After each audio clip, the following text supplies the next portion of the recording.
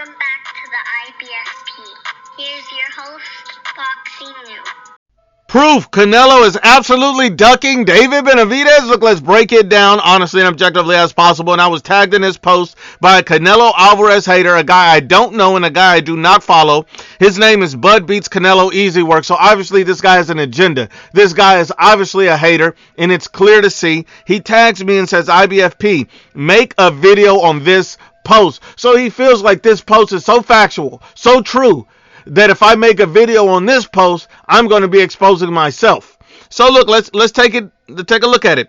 The post says this is proof that Canelo is absolutely ducking David Benavidez. So I'm expecting on this post nothing but facts, nothing but proof, no feelings, no interpretation, nothing but 100% factual proof that Canelo's ducking. So look, let's take a look at it.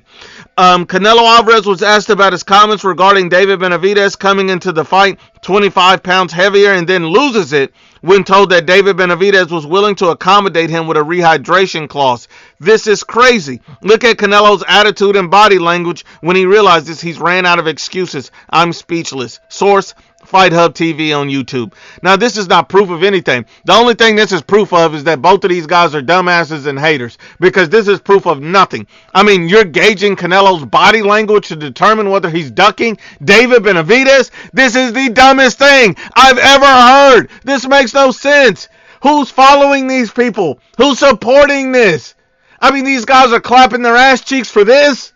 This is not even proof. These guys simply do not even understand what proof is. Proof is any evidence that establishes or helps to establish the truth, validity, quality of something. And this is not proof. My goodness, these people are stupid. These people can be told anything.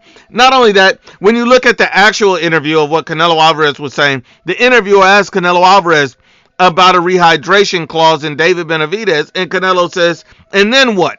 You're going to talk about that clause when I beat him, and then going to say I won because of that clause. And that's 100% correct, because we all know that Canelo Alvarez, anything he does, he's criticized. He's hated. David Benavidez offers to put a rehydration clause. The first thing people are going to say is when Canelo accepts and fights him with that clause is, well, you only won because of the clause. They're going to make some excuse. The same reason they make the same excuses that, Canelo, he went up and fought Dimitri Bivol, who's a very dangerous, better fighter than David Benavidez, but they called it a cherry pick. Anything Canelo does, it's an excuse. It's hate. It's always something. They can never give this man credit for always challenging himself and being great. David Benavidez had been at 168 for years before Canelo got there. Canelo unified in less than a year, but people still hate on Canelo like he's ducking. It doesn't make any sense. And what's more interesting is these guys in this post obviously ignore the truth and the facts, because you've seen David Benavidez say the other week that he's no longer interested in a Canelo Alvarez fight. He's moved on from a Canelo Alvarez fight, and he's 100% focused on all the fights at 175 pounds. So why are you still talking to Canelo Alvarez about a David Benavidez fight, and why are you still saying Canelo's ducking when David Benavidez is on to another weight class, focused on multiple other fights at 175? It doesn't make any sense. These guys don't even follow the facts. And even if you wanted to follow the facts, these guys are still misled, because here's a problem.